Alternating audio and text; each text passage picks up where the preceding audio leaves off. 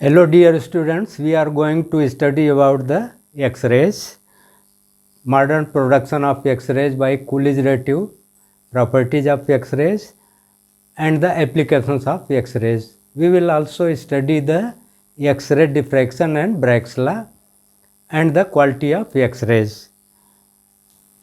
Let us start with its introduction. X-rays were first discovered by German physicist Wilhelm Röntgen in 1895 while working with discharge tube at very low pressure. Röntgen got first Nobel Prize of Physics in 1901 for this discovery. When very fast moving electrons strike a metal surface of high atomic number and high melting point like platinum, tungsten and molybdenum, etc., then the rays emitted from metal surface are called X-rays. Next we take the properties of X-rays. X-rays are electromagnetic waves moving with velocity of light in vacuum. X-rays have very short wavelength ranging from 0.1 angstrom to 100 angstrom and very high frequency and energy. X-rays are not deflected in electric and magnetic fields because they are electrically neutral, that is chargeless. X-rays affect photographic plates. X-rays can penetrate the materials of low density and paper, thin sheet of metal, flesh, blood, but it cannot penetrate the materials of very high density like metals, stones, bones, etc. X-rays can produce photoelectrons and secondary X-rays from the metals of high atomic number and high melting point. Number 8. X-rays ionize the gases through which they pass. Number 9. X-rays produce fluorescence on fluorescent materials like zinc sulfide. Next, X-rays produce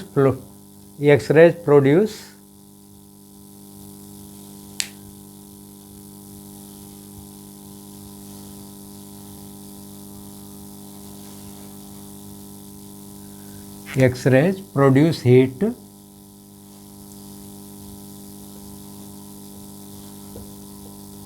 X-rays produce heat on striking on materials.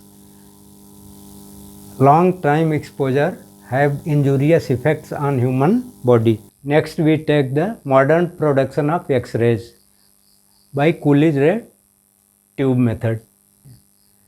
Coolidge tube was invented by Coolidge in 1916. Figure 1 shows the Coolidge tube used for the production of X-rays. It has a highly evacuated glass tube fitted with anode and cathode. Anode is made of a metal of high melting point and high atomic number like tungsten or platinum, and it is inclined at 45 degree with the horizontal. Cathode can be heated with low tension battery, low voltage battery to emit electrons by thermionic emission. A very high potential difference is applied between anode and cathode, which may be up to 100 volt to 10 to power 6 volt as per requirement. A cooling arrangement is made to save the anode from overheating by supplying cold water through a tube connected with the anode and with a fan.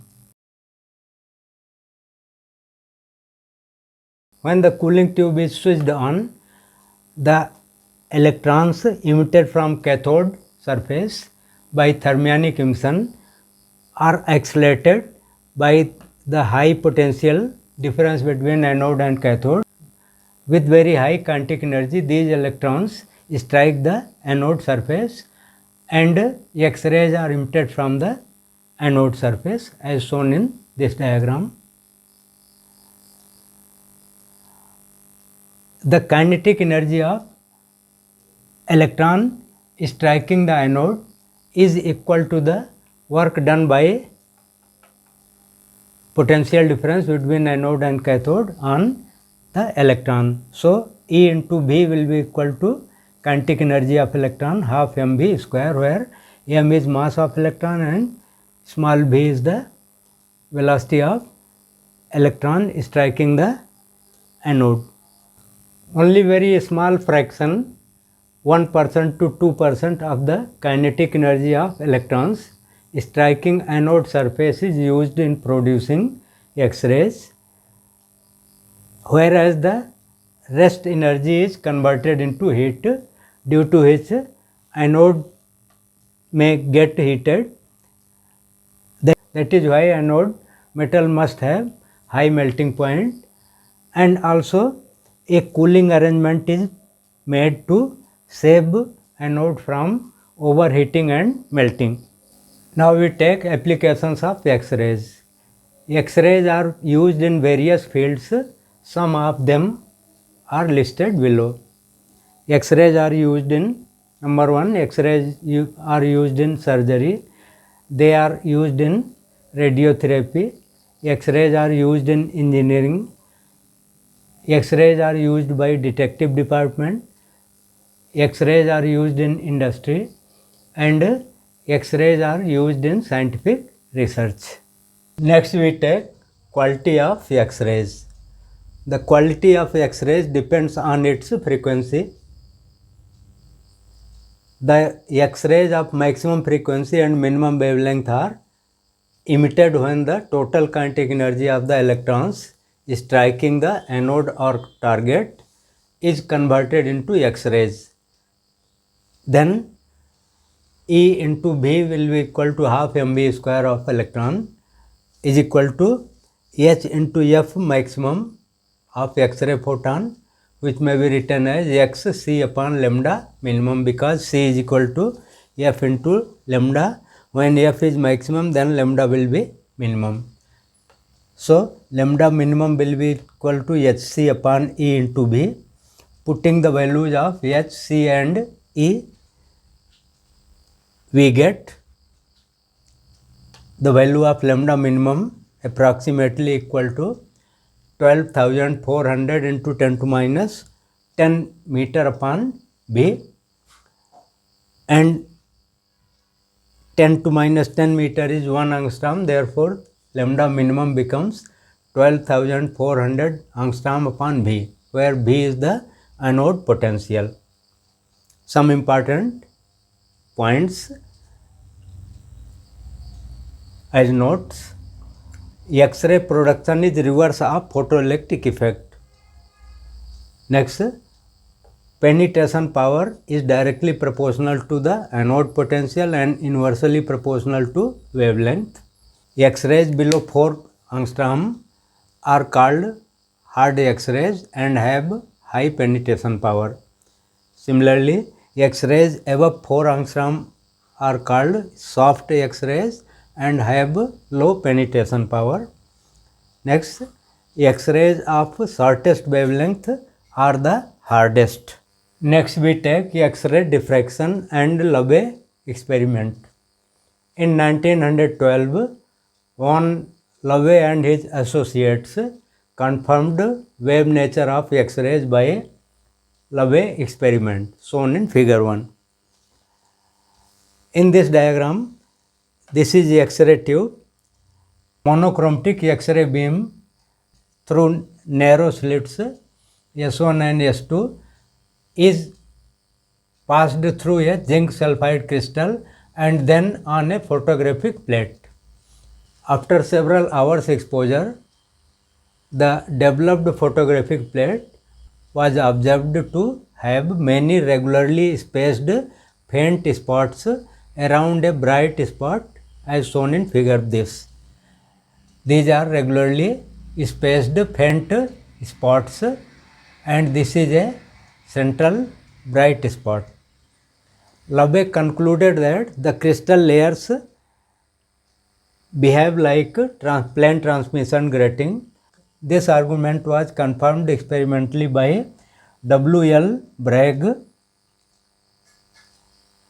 Notes: Loveback was awarded Nobel Prize in Physics in 1914 for this experiment.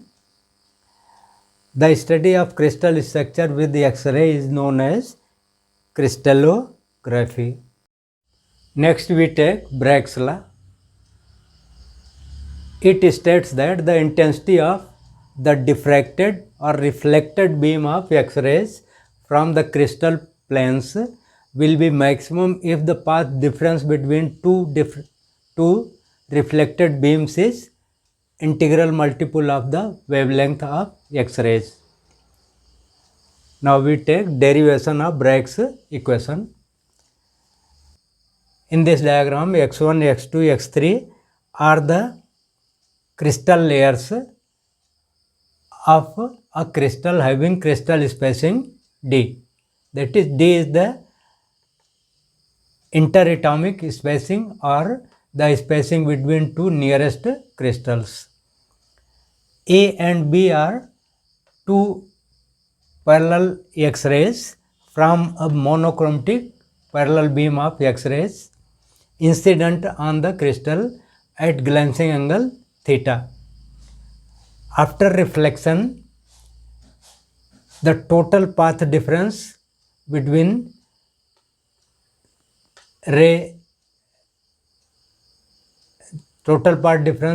these two rays will be LQ plus QM, and from Bragg's law, this path difference must be integral multiple of the wavelength of X-rays used. Therefore, path difference will be equal to LQ plus LM. Path difference will be LQ plus MQ, and this must be n lambda, where n is the order of diffraction, which is integer. From the geometry of this diagram, LQ upon D will be sin theta, which gives LQ is equal to D sin theta. Similarly, QM will be also D sin theta. Therefore, this equation gives D sin theta plus D sin theta is equal to n lambda, which gives 2D sin theta is equal to n lambda, which is Bragg's equation. For first order, n is equal to 1 and the equation will be 2 sin theta 1 is equal to lambda. For second order, n is equal to 2 and the equation will be 2d sin theta 2 is equal to 2 lambda, and so on.